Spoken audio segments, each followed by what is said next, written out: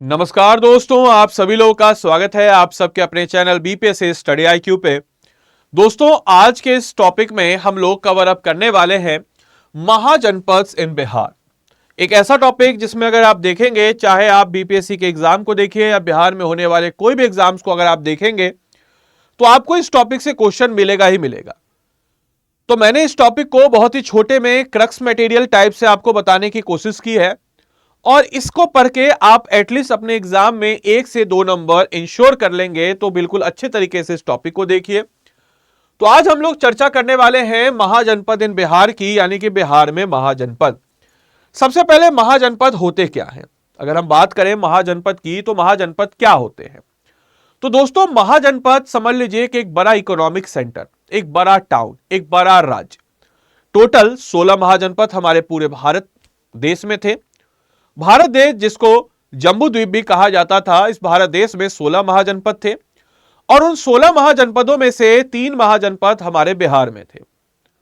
बात तब की है, यानी कि 1000 ईसा पूर्व की, जब से लोहे की खोज हुई और इस लोहे की खोज के बाद जो है ये ईस्टवार्ड जो लोगों का या ईस्टवार्ड जो है आबादी आई और इस वार्ड की आबादी यानी कि गंगा के मैदानों में मोस्टली आपको महाजनपद नजर आएंगे और इन्हीं 16 महाजनपदों में से 3 महाजनपद हमारे बिहार में वज्जी, मगध और अंग के रूप में नजर आता है।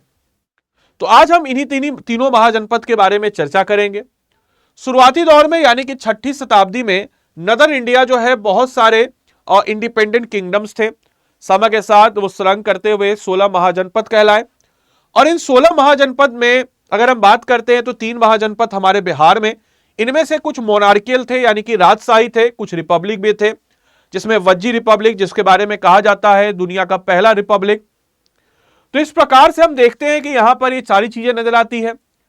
शुरुआती दौर में इन महाजनपद काल का इस दौर को कहते हैं, जो कि 600 ईसा पूर्व से शुरू होता है और ये भारत के इंडो गंगेटिक प्लेन, यानी कि जिसको हम कह सकते हैं कि जो ये आपके इंडो गंगेटिक के मैदान में अफगानिस्तान से बंगाल तक और महाराष्ट्र तक आपके फैले हुए थे।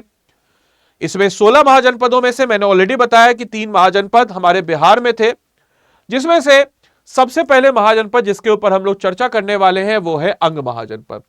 अंग महाजनपद, जिसके बारे में कहा जाता है कि एट प्रेजेंट बिहार का मुंगेर जिला, एट प्रेजेंट बिहार का संथाल परगना, झारखंड का भागलपुर का क्षेत्र, सहरसा का कुछ क्षेत्र और पूर्णिया का कुछ क्षेत्र कहलाता था अंग जनपद।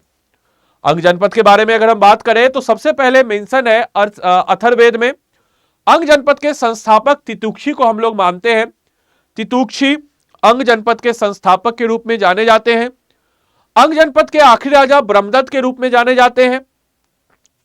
इसका अगर हम बात करते हैं तो यह मगध के नॉर्थ ईस्टर्न एरिया में, आज के प्रेजेंट डे का खगड़िया, भागलपुर और मुंगेर का जिला अवस्थित है और यह मगध के उत्तर पूर्व में स्थित था, जिसमें खगड़िया, भागलपुर और मुंगेर जिला शामिल था। इसकी राजधानी चंपा, आज के प्रेजेंट डे का भागलपुर, और इसका शुरुआती नाम जो था वो था मालिनी। इसको दिमाग में रखना है। इसके बाद इस नगर की स्थापना वह उस समय के बहुत ही जाने माने वास्तुकार महागोविंद, हालांकि महागोविंद राजगीर के भी नगर की भी आर्किटेक्चर के रूप में जाने जाते हैं। दिग्निकाय के अनुसार यह स्रोत हमें पता चलता है और बौद्ध ग्रंथ के दिग्निकाय के अनुसार इस नगर का निर्माण प्रसिद्ध वास्तुकार महागोविंद ने किया था। साथ ही साथ आपको बताते चले, चाइनीज ट्रेवलर जिनका नाम था ह्यून सांग, वो चंपा को चेम्पो कहते हैं अपनी किताब में। आपको पता होगा कि 2 चाइनीज ट्रेवलर बहुत ही फेमस हैं, एक तो फांग या जिनकी किताब है फूको की, और ह्यून सांग जिनकी किताब है सीयू की किताब में चंपा को वो चैंपो कहते हैं। फर्स्ट किंग जो थे वो थे तितुक्षी और आखिरी किंग थे ब्रह्मदत्त। ब्रह्मदत्त को बिंबिसार, जो कि मगध के राजा थे, हर्यंक वंश के संस्थापक के रूप में जाने जाते हैं, उन्होंने हराया।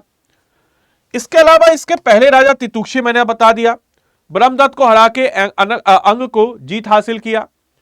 उसके बाद अंग महाजनपद के बारे में मैंने बताया, अंग महाजनपद मगध में विलय हो गया।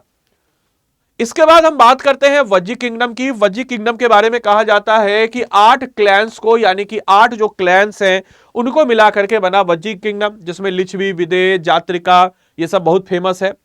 विदे अपने विजनरी किंग्स के लिए जाना जाता था। जात्रिका भगवान महावीर, जो 24वें जैन के तीर्थंकर हैं, वो इसी क्लैन से रिलेट करते थे।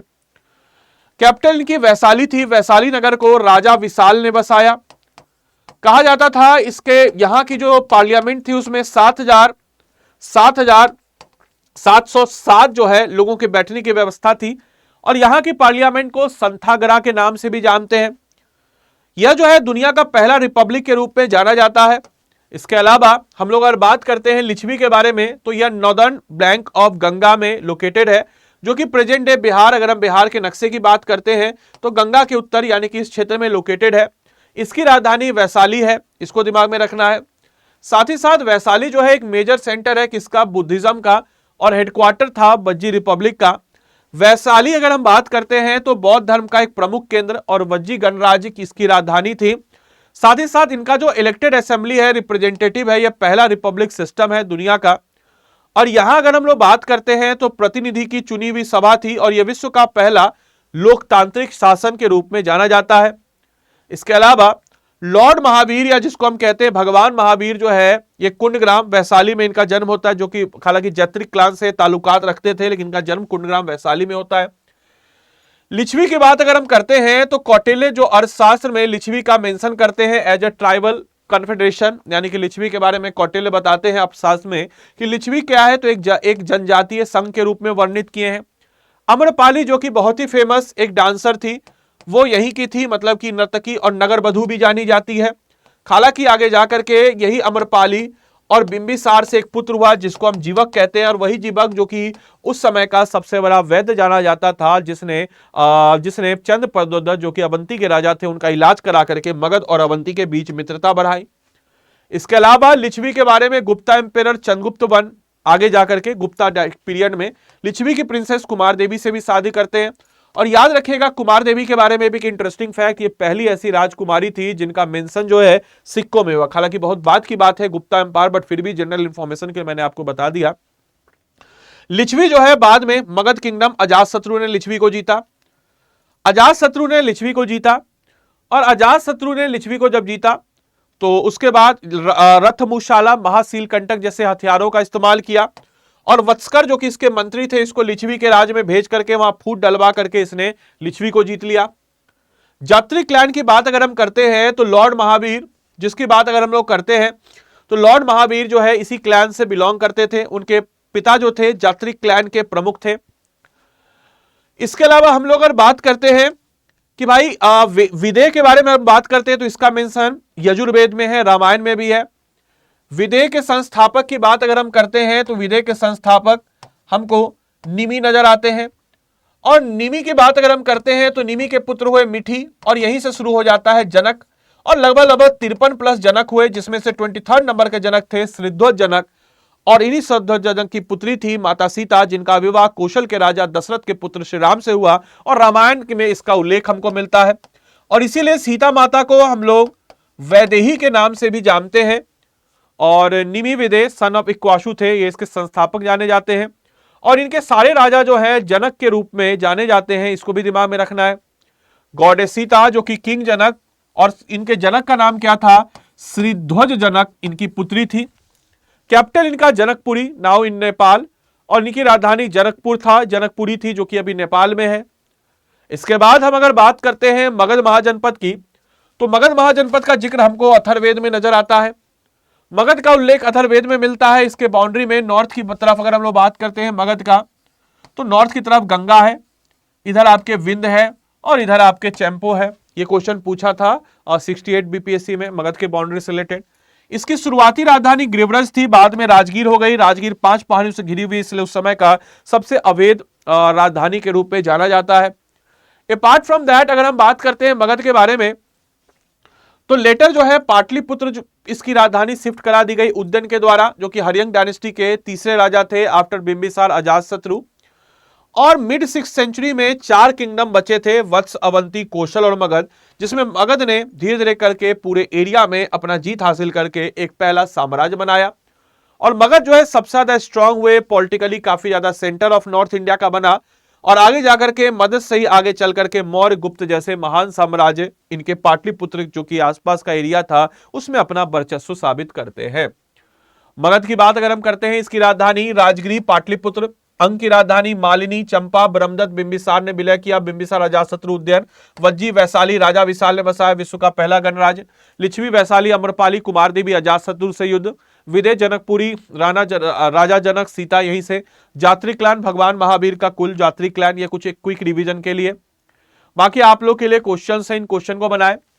विच आपको क्वेश्चन 1 लिखना है, उसका आंसर लिखना है कमेंट बॉक्स में। Which mahajanapada is considered as the world first republic? Magadh, Vajji, Anga, Kaushal.